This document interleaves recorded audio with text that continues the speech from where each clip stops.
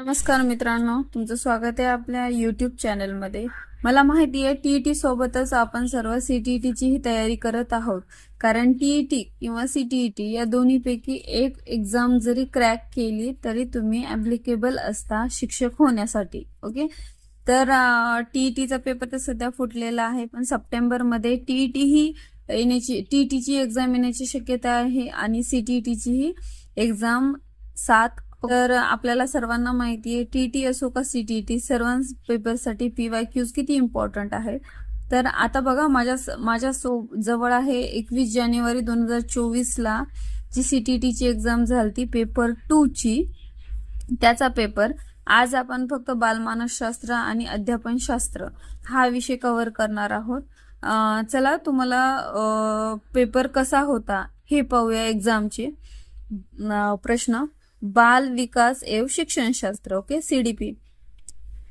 Question बघा, Vygotsky के अनुसार संज्ञानात्मक विकास को सुगम बनाने में शिक्षक की क्या भूमिका है. तर अशा प्रश्नामध्ये मित्रांनो आपल्याला सर्व ऑप्शन्स वाचून बघावे लागतात. तर याचा आन्सर आहे 2. याचा आन्सर आहे 2 नंबरचं. बघा,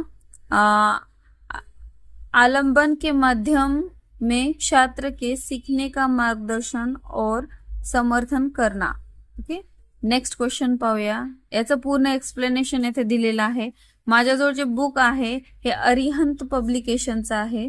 इथे सर्वच तुम्हाला क्वेश्चन पेपर आहे आणि थेरी पण आहे. आणि जेवढी माझ्याच्याने शक्य होईल तेवढी मी तुमच्यापर्यंत क्वेश्चन पेपर आणि थेरी पोहोचवण्याचा प्रयत्न करते. ओके, नेक्स्ट क्वेश्चन बघा, किशोर अवस्था के बारे में निम्नलिखित में से कौन सा कथन सही नहीं है विचारले. क्वेश्चन आपल्याला नीट वाचावे लागतात. काय विचारले आणि काय नाही विचारले हे आपल्याला समजलं पाहिजे. इथे विचारले क्या कौन सा कथन सही नहीं है, त्यामुळे याचं उत्तर आहे बघा 4 नंबरचं. मी डायरेक्ट आन्सर सांगते, तुम्हाला क्वेश्चन ऑप्शन्स वाचावे लागणार. विभिन्न संस्कृतियों के बच्चे एक समान तरीके से किशोर अवस्था में प्रवेश करते हैं और इसे अनुभव करते हैं. ओके, नेक्स्ट क्वेश्चन पाहूया. सुजाता नृत्य प्रतियोगिता में केवल इसलिए उत्सुकता से भाग लेती है क्योंकि वह नकद का प्रथम पुरस्कार जीतने में रुचि रखती है.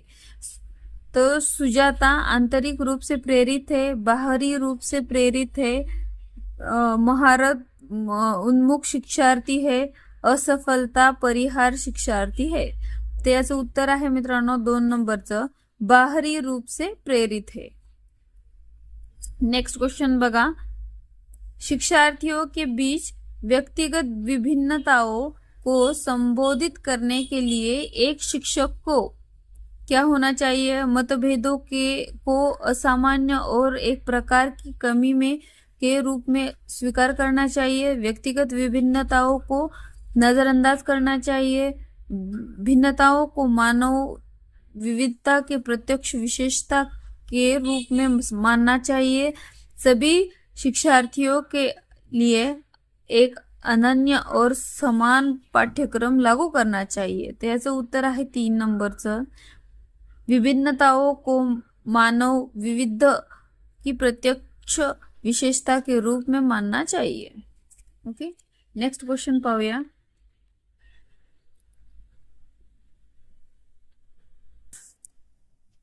आपण पेपर 2ची तयारी करत आहोत. हा पेपर 2 आहे. बघा, जीन पियाजे का मानना था कि ज्ञान, काय होतं त्यांचं म्हणणं की ज्ञान क्या है. तर याचं उत्तर आहे 1. पर्यावरण से निष्क्रिय रूप से प्रेरित होने के बजाय बच्चे द्वारा निर्मित किया जाता है. ओके, नेक्स्ट क्वेश्चन बघा मित्रांनो, एक प्रगतिशील कक्षा में आकलन कैसा होता है. प्रगतिशील कक्षा में आकलन गतिशील होता है, वस्तुनिष्ठ होता है, योगात्मक होता है या मानक संदर्भित होता है. तर याचं उत्तर आहे 1. गतिशील होता है. बघा, गतिशील प्रगतिशील कक्षा में आकलन गतिशील होता है। प्रगतिशील कक्षामध्ये काय असतं, गतिशील आकलन असतं, जिसमें चलते रहने वाले सृजनात्मक मूल्यांकन का जोर होता है।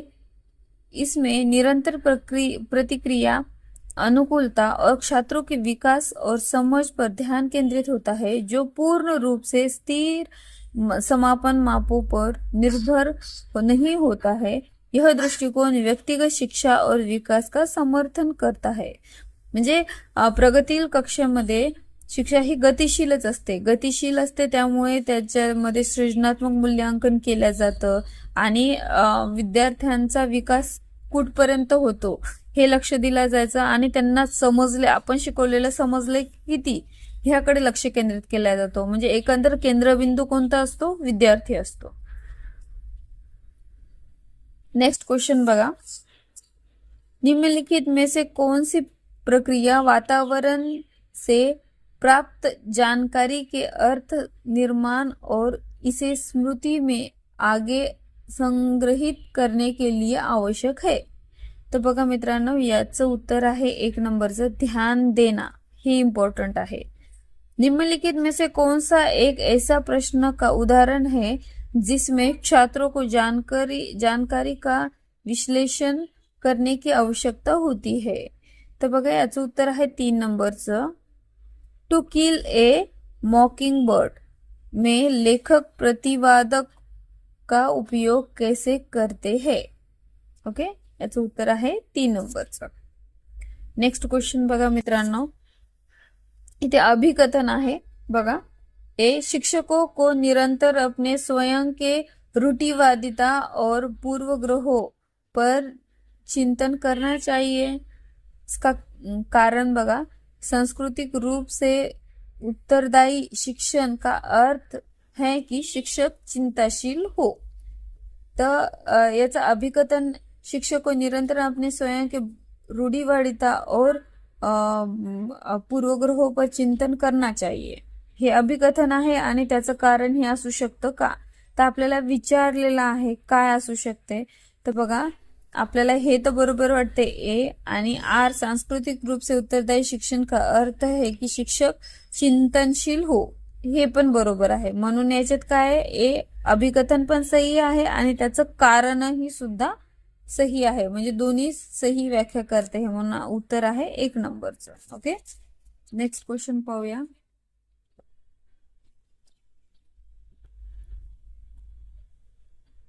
कोहलबर्ग के नैतिक विकास के सिद्धांत की करोल गिलिगन की आलोचना का केंद्रीय तर्क है। क्या है केंद्रीय तर्क? कि देखभाल की नैतिकता और नारीवादी दृष्टिकोन। ओके, नेक्स्ट क्वेश्चन बघा, वास्तविक जीवन को अभिकथन आहे आणि त्याचं कारण आहे। तर आता बघूया अभिकथन आणि कारण।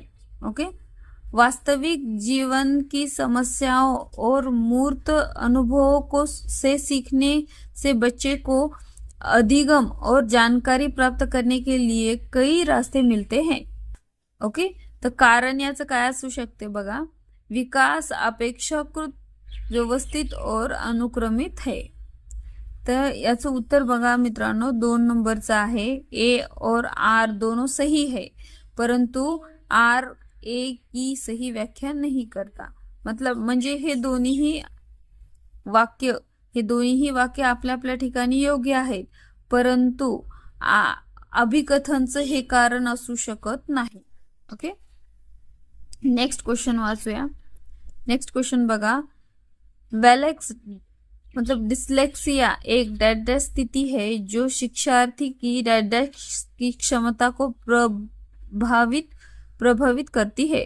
बघा मित्रांनो, डिस्लेक्सिया म्हणजे वाचनामध्ये प्रॉब्लेम येणं, त्यांना वाचनामध्ये न्यूरोलॉजिकल स्थिती आहे ही, आणि विद्यार्थ्याला वाचनामध्ये प्रॉब्लेम येतो, वाचू शकत नाही, जो विद्यार्थियों की डैश की क्षमता को प्रभावित करता है। कोणत्या क्षमतेला प्रभावित करते, तर न्यूरोलॉजिकल क्षमतेला प्रभावित करते।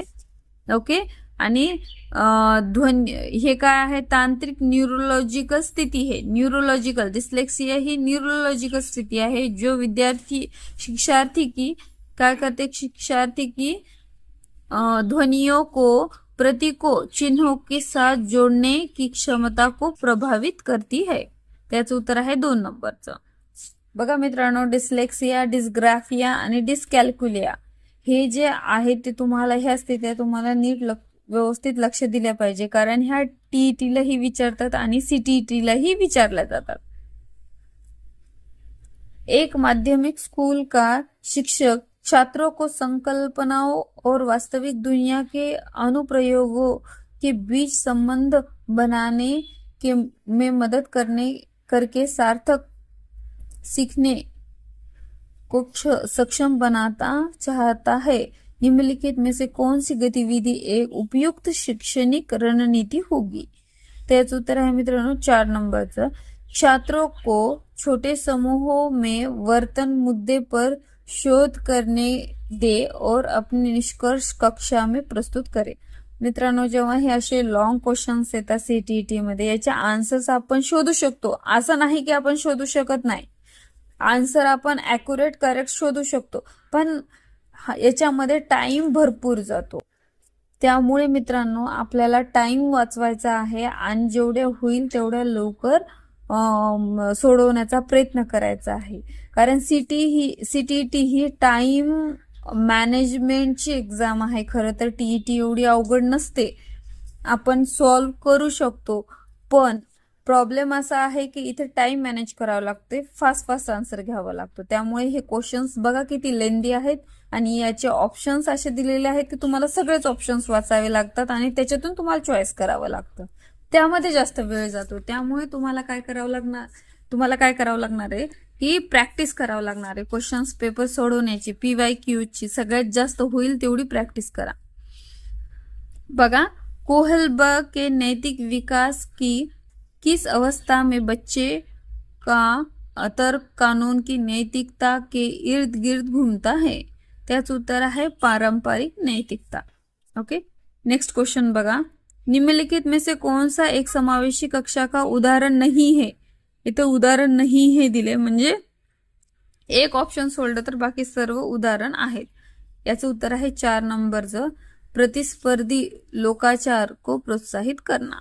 ओके, नेक्स्ट क्वेश्चन बघा, रचनात्मक मूल्यांकन के लिए कार्य की गति को दर्शाते पोर्टफोलियो एक प्रभावी उपकरण है, क्योंकि याचं उत्तर तुम्हाला शोधायचं याच्यातून। बघा, क्योंकि वे मूल्यांकन की प्रक्रिया में छात्रों को शामिल करते हैं, वे व्यक्तिगत छात्रों की प्रगति के बारे में अंतर्दृष्टि प्रदान करते हैं, वे मुख्य रूप से अंतिम उत्पाद की प्रस्तुति पर ध्यान केंद्रित करते हैं, वे छात्र अधिगम के ठोस सबूत पेश करते हैं।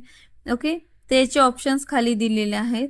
त्याचं उत्तर आहे बघा 4 नंबरचं, A, B आणि D।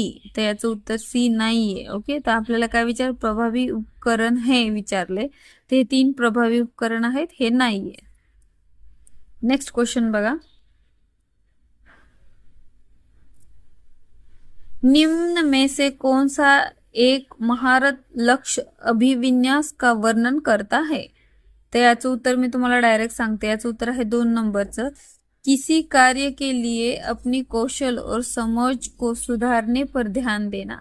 कोणतेही जरी कार्य करत असेल त्याच्यात आपण किती कौशल्य दाखवू शकतो, चांगल्या प्रकारे करू शकतो आणि चूक असेल तर ती कशी सुधारू शकतो याच्यावरती लक्ष देणं गरजेचं असतं। ओके, नेक्स्ट क्वेश्चन बघा, निम्नलिखित में से कौन सा प्रगतिशील शिक्षक की भूमिका का सबसे अच्छा वर्णन करता है?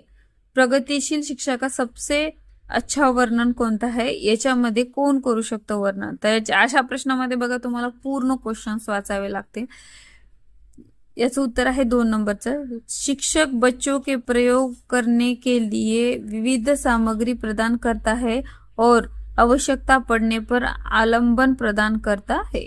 ओके, नेक्स्ट क्वेश्चन पाहूया, कारण आपल्याला जेव्हा ऑप्शन्स वाचू तेव्हा आपल्याला आपोआप त्या गोष्टीची समज येते की आपला आन्सर काय असू शकते।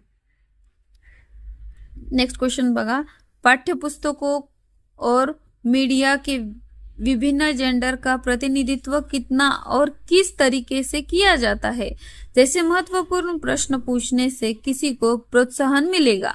ओके, तो याचं उत्तर आहे मित्रांनो एक, जेंडर रूढियों पर सवाल उठाना।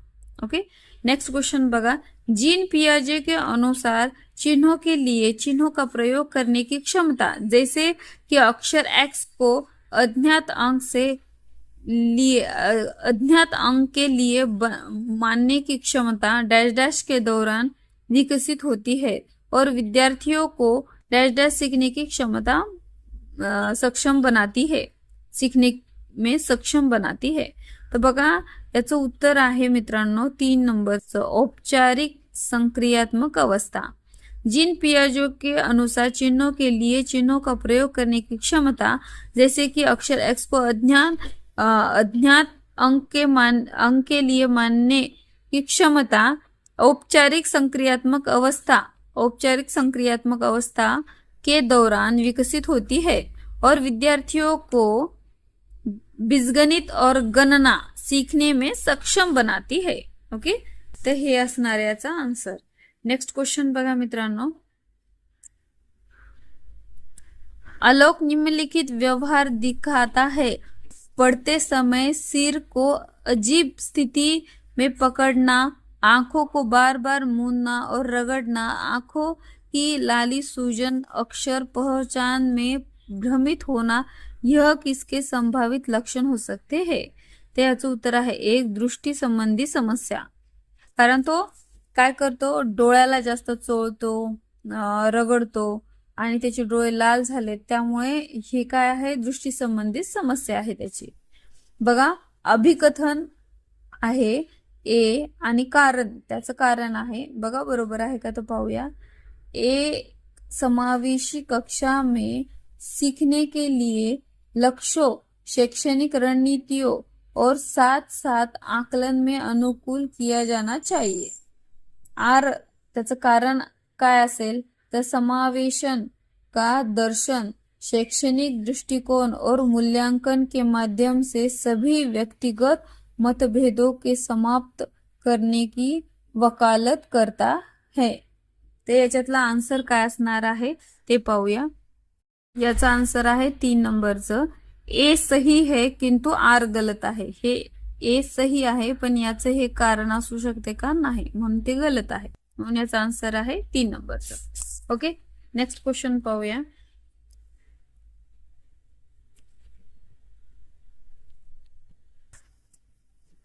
लेव वायगोत्स्की के अनुसार बच्चे डैश डैश के साथ अंतःक्रिया के अनुभव से लाभान्वित होते हैं और उन कार्यों को कर पाते हैं जो उनके समीप दूरभिमुख विकास के क्षेत्र के डैश डैश है।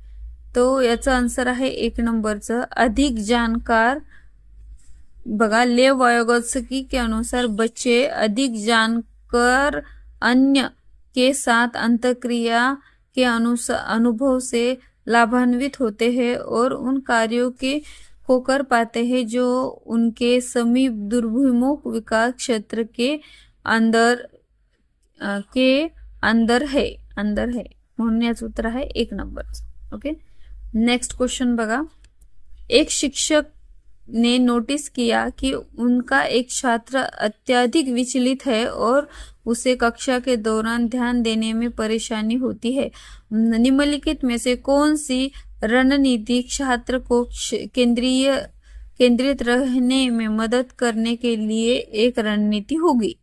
तो याचं उत्तर आहे 3 नंबरचं, स्वयं नियमन और समय प्रबंधन के लिए छात्रों को टाइमर देना।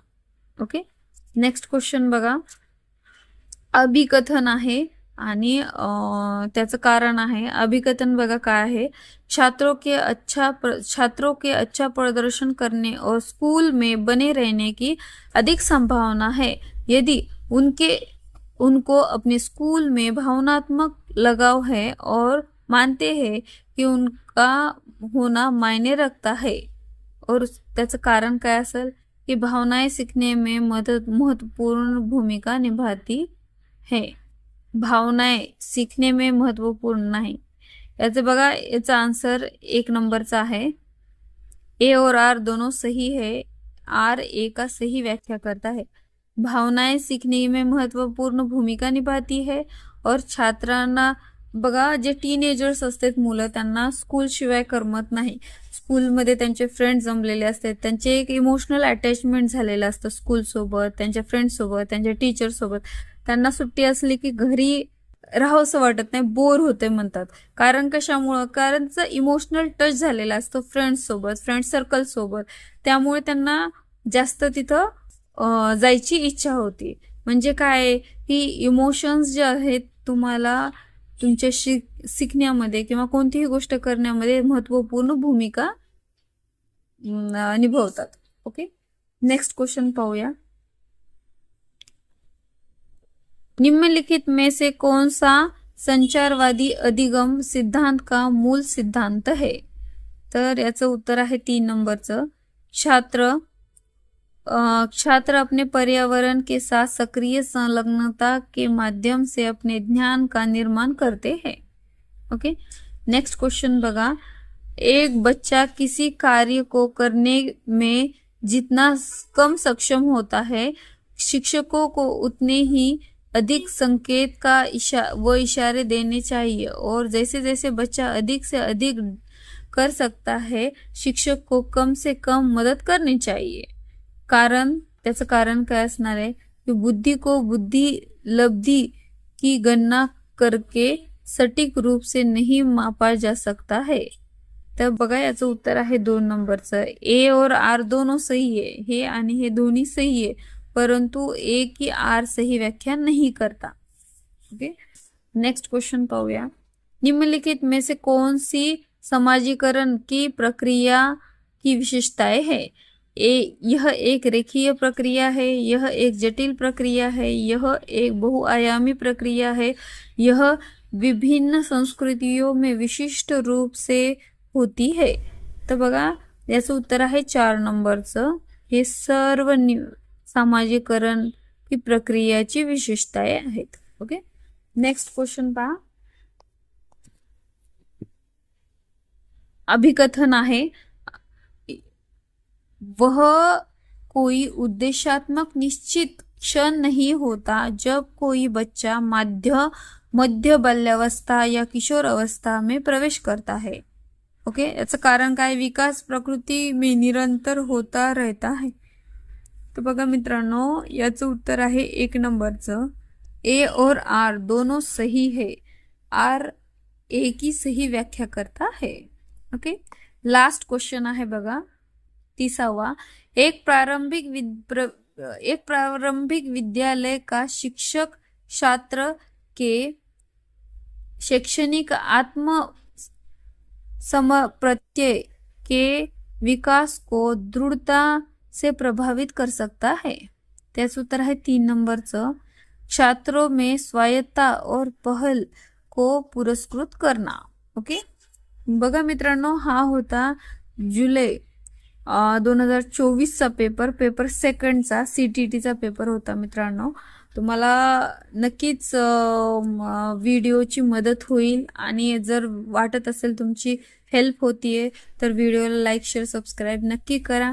आणि तुम्हाला गणित हा तुमचा जर विषय आहे, सायन्स आणि मॅथ्स, तर गणितामध्ये आणि सायन्समध्ये जास्तीत जास्त मार्क कसे घ्यायचे याच्या छोट्या छोट्या ट्रिक्स आहेत, त्या आपण नेक्स्ट व्हिडिओमध्ये बघूयात। तुम्हाला व्हिडिओ आवडला असेल तर लाईक, शेअर, सबस्क्राईब नक्की करा। थँक्यू।